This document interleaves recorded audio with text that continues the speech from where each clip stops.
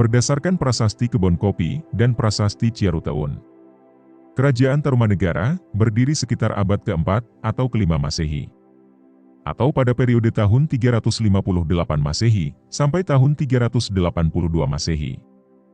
Sejarah mencatat, sejak pemerintahan Purnawarman sebagai raja ketiga, Kerajaan Tarumanegara berhasil mencapai puncak kejayaannya. Purnawarman berhasil membangun sebuah ibu kota negara yang dikenal dengan nama Sundapura di kawasan pesisir pada tahun 397 Masehi.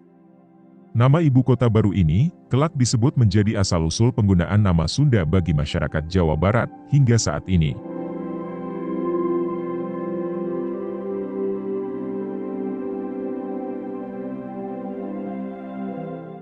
Berdasarkan Prasasti Tugu, Purnawarman juga disebut telah berhasil membawa Kerajaan Tarumanegara dalam proyek berskala besar, yakni menggali Sungai Gomati sepanjang 6.112 tombak atau setara dengan 12 km.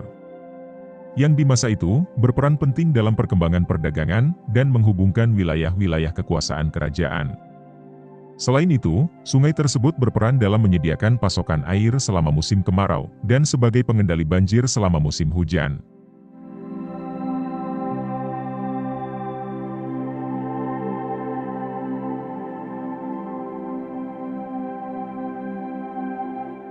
Pada masa pemerintahan Purnawarman, rakyat dipimpin secara bijaksana dan Tarumanegara berhasil menguasai banyak kerajaan daerah. Wilayah kekuasaan Kerajaan Tarumanegara meliputi hampir seluruh wilayah Jawa Barat dan hampir seluruh wilayah Banten. Kerajaan Tarumanegara mulai kehilangan pengaruhnya sejak diperintah oleh Raja ke-12, yakni Linggawarman, yang berkuasa sejak 666 Masehi. Setelah 3 tahun berkuasa, Linggawarman meninggal dunia, sehingga kekuasaan yang dipegangnya harus diserahkan kepada menantunya, yakni Tarusbawa. Ketika Tarumanegara dipimpin oleh Tarusbawa, dia mengupayakan agar kerajaan bisa kembali seperti kejayaan Tarumanegara waktu dipimpin oleh Sri Maharaja Purnawarman.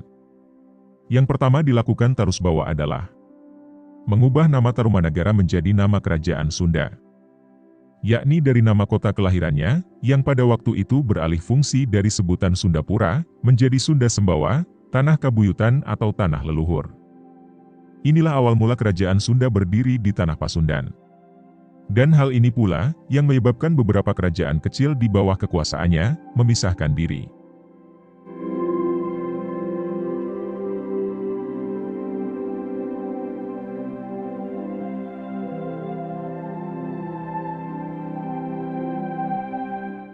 Tarusbawa, dia adalah raja pertama kerajaan Sunda, yang mana sebelumnya berawal pergantian nama dari nama Kerajaan Tarumanegara menjadi Kerajaan Sunda.